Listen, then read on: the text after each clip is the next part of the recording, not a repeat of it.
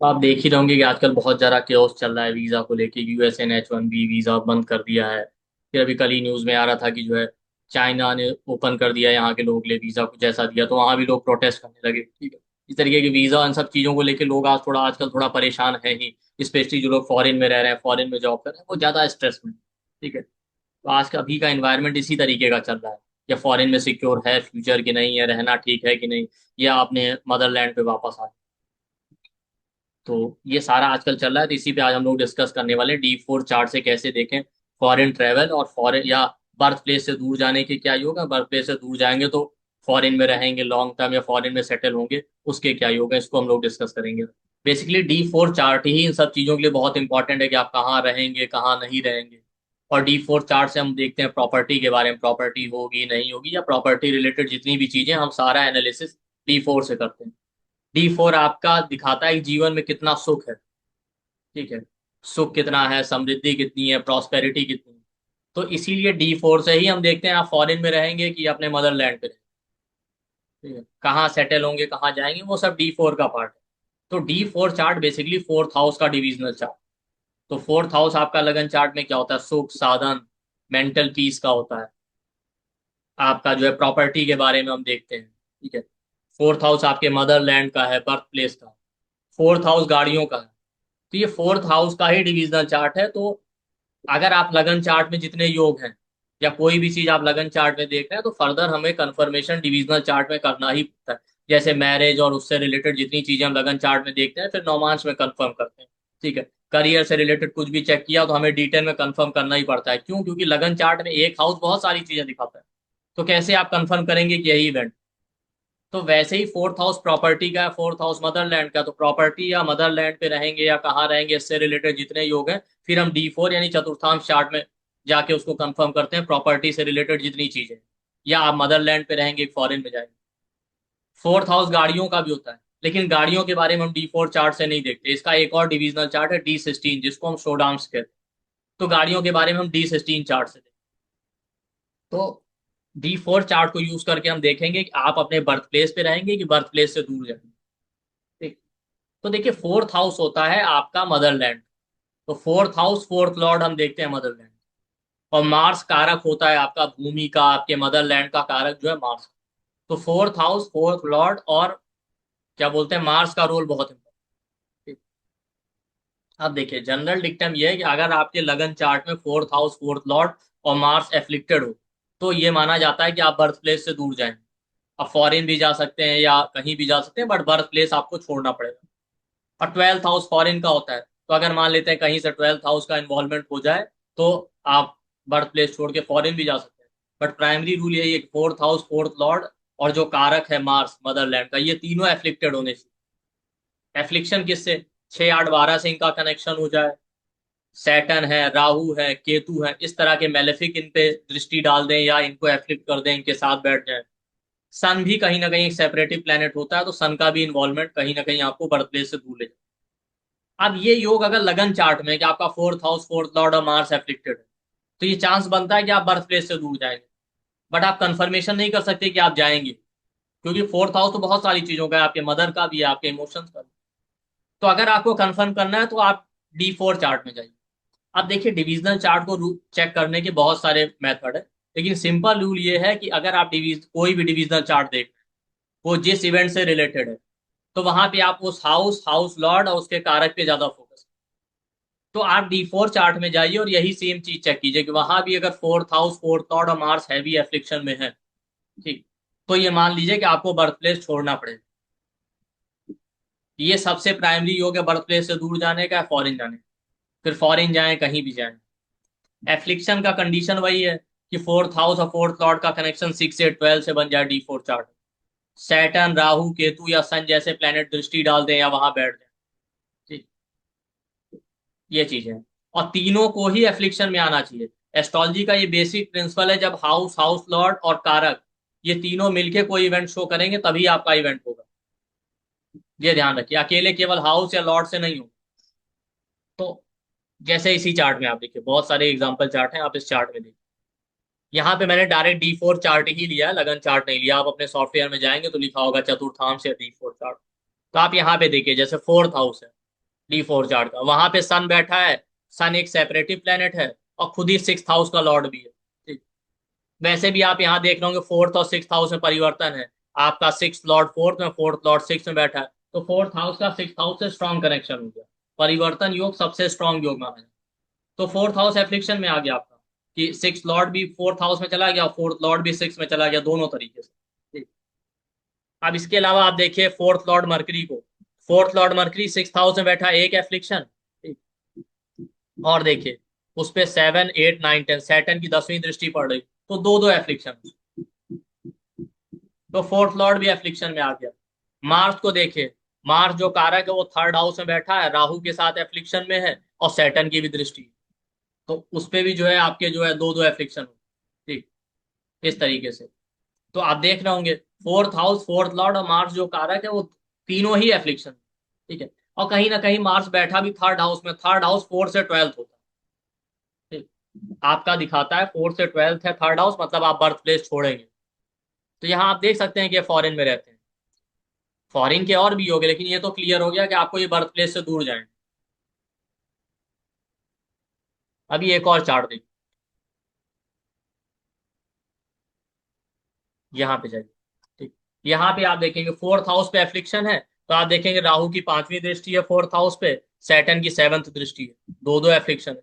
कम से कम दो एफ्लिक्शन बहुत जरूरी होता है, एक एफ्लिक्शन इतना सीवियर नहीं माना जाता, क्योंकि एक प्लेनेट है कहीं ना कहीं तो बैठेगा ही। फोर्थ हाउस पे दो एफ्लिक्शन है, फोर्थ लॉर्ड देखिए, फोर्थ लॉर्ड सन सिक्स हाउस में बैठा है, प्लस सैटर्न उसके साथ में। ठीक है। दो एफ्लिक्शन आ गए उस पे भी।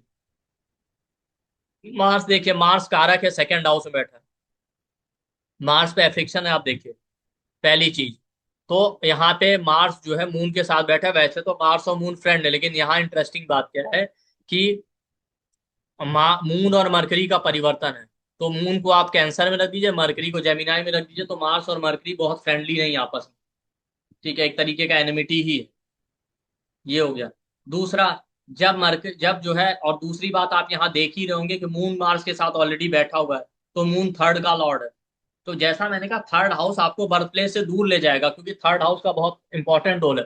फोर्थ हाउस आपका बर्थ प्लेस है, और ट्वेल्थ हाउस होता है लॉस का, तो थर्ड हाउस फोर्थ से ट्वेल्थ है, लॉस ऑफ बर्थ प्लेस। तो इस तरीके से आप देखिए मार्स भी कहीं ना कहीं एफ्लिक्शन में है। और सैटर्न के ट्राइन में भी, ट्राइन इफेक्ट भी बहुत स्ट्रांग होता है, वो भी आप देख सकते हैं। केतु का 9th दृष्टि भी है इस मार्स के ऊपर। तो इस तरीके से आप देखिए। एक और चार्ट लेते हैं यहाँ पे। अब ये देखिए इस चार्ट, यहाँ पे आप देख रहे होंगे फोर्थ हाउस में केतु बैठा। ठीक है। फोर्थ हाउस में केतु बैठा हुआ है, उसके बाद आप देख होंगे जुपिटर की 7वीं दृष्टि है फोर्थ हाउस पे। तो जुपिटर एट्थ लॉर्ड है, वैसे तो बेनिफिक है लेकिन एट्थ लॉर्ड है। एट्थ हाउस भी फॉरेन का होता है। ठीक है। फॉरेन के लिए कौन कौन से हाउस फिर इंपॉर्टेंट होते हैं हम देखेंगे। ठीक। तो जुपिटर की दृष्टि है, तो फोर्थ हाउस डबल एफ्लिक्शन में है। इसके बाद आप देखिए फोर्थ लॉर्ड सन कहाँ गया, फोर्थ लॉर्ड सन 11th हाउस में चला गया। 11th हाउस का क्या खेल है यहाँ पे देखिए। क्यों फोर्थ लॉर्ड 11th हाउस में अच्छा नहीं, क्योंकि 11th हाउस में गया तो अपने से 8th में चला गया। कोई प्लेनेट लगन से 6 8 12 में चला जाए तो वो खराब है या उतना अच्छा नहीं माना जाता। कोई प्लेनेट खराब या अच्छा तो नहीं होता, लेकिन माना जाता है कि वो चैलेंजिंग हो जाता है। इसी तरीके से कोई प्लेनेट अपने हाउस से 6 8 12 में चला जाए तो वो भी चैलेंजिंग हो जाता है। तो फोर्थ लॉर्ड 11th में चला गया अपने से 8th में। ठीक। और उस पर सैटर्न की तीसरी दृष्टि भी है, वो भी आप देख सकते हैं। तो वो भी एफ्लिक्शन में आ गया। मार्स जो कारक है वो पहली बात तो 7th हाउस में मरण कारक होता है, 7th हाउस में बैठा है। सिक्स लॉर्ड वीनस के साथ है, और खुद ही मार्स 12th लॉर्ड भी। तो आप देख सकते हैं वो भी एफ्लिक्शन। तो आपको यहाँ से दिख रहा होगा कि सारे लोग बर्थ प्लेस से दूर रह रहे हैं, मोस्टली तो फॉरेन में ही रह रहे हैं। अब यहाँ पे फिलहाल फॉरेन के योग भी अभी देखेंगे। ठीक। फॉरेन के लिए कौन कौन से हाउस इंपॉर्टेंट। अब इस चार्ट में आप देखिए, यहाँ पे आप देख रहे होंगे कि फोर्थ हाउस पे कोई एफ्लिक्शन नहीं, किसी भी मेलेफिक की दृष्टि नहीं है। ठीक है। फोर्थ लॉर्ड आपका जो है सेकंड हाउस में गया है, वहां पे एफ्लिक्शन है। फोर्थ लॉर्ड पे आप देख रहे होंगे, तो सैटर्न की भी दृष्टि है, मार्स की भी दृष्टि है। मार्स चूंकि सिक्स लॉर्ड है और सैटर्न एट्थ लॉर्ड भी है, तो काफी स्ट्रांग एफ्लिक्शन है। सन का भी दृष्टि है। ठीक। इसके बाद आप मार्स जो कारक है वो खुद ही एट्थ हाउस में बैठा है, सैटर्न के साथ बैठा है, सन के साथ बैठा है। तो आप देख रहे होंगे यहाँ पे फोर्थ लॉर्ड आपका मरकरी और मार्स जो कारक है वो दोनों हैवी एफ्लिक्शन में है, बट फोर्थ हाउस एफ्लिक्शन में नहीं। ठीक है। तो हमने क्या कहा, एस्ट्रोलॉजी में कोई भी इवेंट होने के लिए हाउस, हाउस लॉर्ड, कारक तीनों इंपॉर्टेंट होते हैं। क्योंकि हाउस पूरा क्लीन है, उस पर कोई एफ्लिक्शन नहीं। तो इनके साथ क्या, ये फॉरेन में सेटल नहीं है, या बर्थ प्लेस, फॉरेन छोड़ दीजिए, बर्थ प्लेस से दूर भी नहीं रह रहे हैं, अपने बर्थ प्लेस पे ही रह रहे हैं। इनका लाइफ वहीं पैदा हुए, वहीं स्कूलिंग हुआ, वहीं कॉलेज हुआ, वहीं इनका करियर सेटल हो गया। तो अभी तक ये बर्थ प्लेस पे ही है, बचपन से कहीं नहीं गए। क्योंकि आप देख रहे होंगे हाउस नहीं है एफ्लिक्शन में, एक भी चीज अगर ठीक ठाक है तो वो इवेंट को सपोर्ट नहीं करेगी। तो हाउस, हाउस लॉर्ड, कारक तीनों इन्वॉल्व होने चाहिए। ठीक है। हाँ, फॉरेन ट्रेवल इन्होंने बहुत किया, उसका रीजन क्या है? अब देखिए, फॉरेन ट्रेवल के लिए जो सबसे इंपॉर्टेंट हाउस है वो 12th। 12th हाउस का कनेक्शन कहीं भी हो रहा हो, अगर 4th हाउस, 4th लॉर्ड और मार्स एफ्लिक्शन में है, तो आप बर्थ प्लेस से दूर जाएंगे, बात क्लियर। फिर कहीं ना कहीं से 12th हाउस का इन्वॉल्वमेंट हो रहा हो, अलग अलग जो योग होते हैं, तो वो आपको फॉरेन ले जाएगा। 8th हाउस भी आपको फॉरेन ले जा सकता है, क्यों? क्योंकि 8th हाउस समुद्री यात्राओं का होता है। 8th हाउस जो है आपका 12th से 9th पड़ता है। ठीक। इसके अलावा 8th हाउस इसलिए भी इंपॉर्टेंट होता है कि 9th house long distance travel का, 8th हाउस 9 से 12th है। ठीक। इस तरीके से 11th हाउस का कनेक्शन भी बहुत इंपॉर्टेंट होता है फॉरेन के लिए। 12th हाउस आप याद रखिए, 12th हाउस तो प्राइमरी हाउस है ही, लगन चार्ट में भी और D4 चार्ट में भी देखिए। बट उसके अलावा 8th हाउस आपको फॉरेन ले जा सकता है, 11th भी ले जा सकता है, क्यों? 11th हाउस 12 से 12th पड़ता है, भावत भावम के हिसाब से। 3rd हाउस का भी इन्वॉल्वमेंट बहुत स्ट्रांग होता है, क्यों? क्योंकि 3rd हाउस 4 से 12th है, 4th हाउस आपका मदरलैंड है, 3rd हाउस 4 से 12th है, लॉस ऑफ मदरलैंड। तो भी आपको घर से दूर ले जाएगा, और उसमें भी कहीं ना कहीं 12th हाउस इन्वॉल्व हो गया, तो वाकई आपको फॉरेन ले जाएगा। तो 12th और 8th और 3rd हाउस बहुत इंपॉर्टेंट हाउस है फॉरेन ट्रेवल के लिए। तो आप इस चार्ट में देख रहे होंगे, इन्होंने ट्रेवल बहुत किया, सेटल नहीं हुए, तो आप क्यों देख रहे होंगे, क्यों? क्योंकि आप देखिए 8th हाउस में तीन तीन प्लेनेट बैठे हैं, तो वैसे ही वो स्ट्रांग हो गया, इसलिए। ठीक है। और अगर 8th और 12th को देख लें, तो 8th और 12th को मिला के 4 प्लेनेट तो आपके इसी में आ गए, तो ट्रेवल तो करेगा। दूसरा, वीनस 12th हाउस में हो तो ये एक डिक्टम है, लगन चार्ट या D4 चार्ट में तो इंसान बहुत ज्यादा फॉरेन ट्रेवल करता है, क्योंकि वीनस कहीं ना कहीं 12वें घर में उठ चुका होता है, पाइसिस राशि। ठीक है। तो ऐसे लोग बहुत ज्यादा ट्रेवल करते हैं, अगर वीनस जो है आपका 12th हाउस। वीनस अगर 10th हाउस में आ जाए तो भी बहुत ट्रेवल करेगा आप, या ट्रेवल लविंग होता है, बट जरूरी नहीं कि फॉरेन में ट्रेवल करे। बट 12th हाउस में आ जाए तो वाकई इंसान बहुत ट्रेवल करे, और वो भी फॉरेन ट्रेवल करेगा। तो इसी वजह से उन्होंने ट्रेवल बहुत किया है। और आपको लगन में राहु दिख रहा होगा, D4 चार्ट के, राहु कारक है फॉरेन का। तो ट्रेवल किया है, लेकिन यहाँ पे सेटलमेंट नहीं है, या रह नहीं रहे वहां पे। जबकि आप जो फॉरेन में लॉन्ग टर्म स्टे कर रहे हैं, उनके केस में आप देखेंगे कहीं ना कहीं 4th हाउस का कनेक्शन 12th हाउस से बहुत ज्यादा होगा, 12th हाउस, 3rd हाउस और 8th हाउस से। जैसे आप इस चार्ट में देखिए, 4th लॉर्ड आपका सन है। ठीक है। तो यहाँ पे आप देखिए 11th हाउस से बैठा है, अपने से 8th चला गया। अभी हमने क्या कहा, 12th हाउस सबसे प्राइमरी हाउस है, उसके अलावा 3rd हाउस, 8th हाउस और क्या बोलते हैं 11th हाउस, इनका भी कहीं ना कहीं एडिशनल रोल होता ही है। ठीक। तो आप देख लीजिए, 4th लॉर्ड आपका 11th हाउस में बैठा है, इस चार्ट में आप देखिए। 4th लॉर्ड सन है, 6th हाउस में बैठ के 12th हाउस पे दृष्टि डाल रहा है। ठीक। ये आप देख सकते हैं इस तरीके से। तो आपका 4th और 12th का कनेक्शन कहीं ना कहीं मिलेगा। और देखिए, इसके अलावा 8th और 3rd हाउस का भी आप रोल देखिए। 8th हाउस का लॉर्ड जुपिटर है, 3rd हाउस का लॉर्ड मून है। ठीक।